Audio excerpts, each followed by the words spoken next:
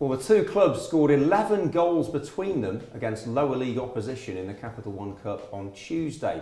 How will they fare in a top-flight contest here at Villa Park?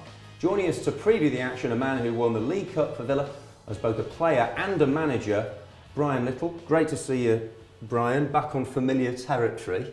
How much are you looking forward to this particular game in the context of what happened in midweek and all that goal fest against Notts County? Yeah, well, I enjoy. I mean, it's great to see. It's a wonderful performance. I think the most important thing was to win a football match, and certainly the importance of people who played certain roles on the night. It seemed to work and work very much into place. There's young Jack Grealish, who was again, from what I'm seeing, very prominent in a role which is very important for the team.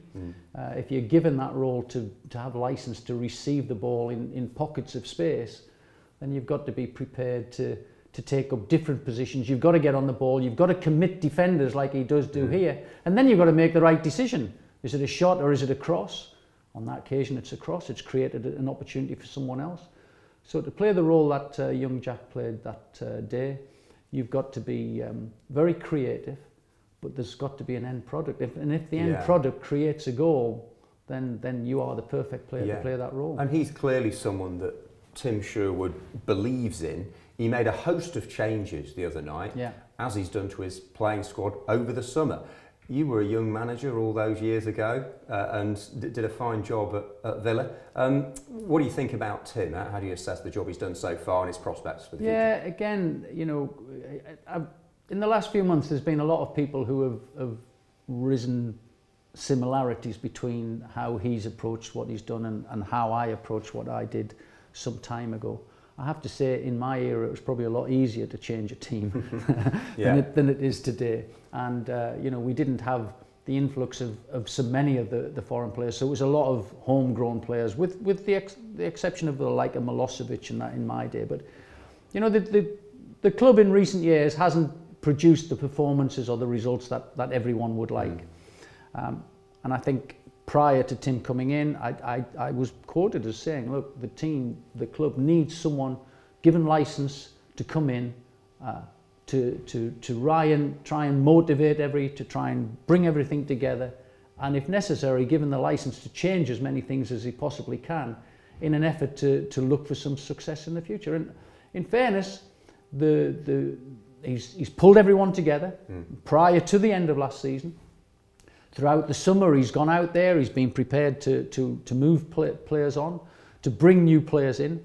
I think the biggest difficulty between his time and my time would be, I think the standard has grown. The standard at the very top end now has grown far away from where it ever was when I was the manager. So it's a tougher job now. But I believe what he's done has been, without a doubt, 100% right. I would say without a doubt, you know, it was time for a change. It was time for some younger legs. One of the things I did, you know, the likes of the Mark Drapers, the Alan Wrights, the Gary Charles, the Milosevic coming in, York being given his head over, the likes of Dean Saunders and Dalian Atkinson, who, you know, were great players in fairness.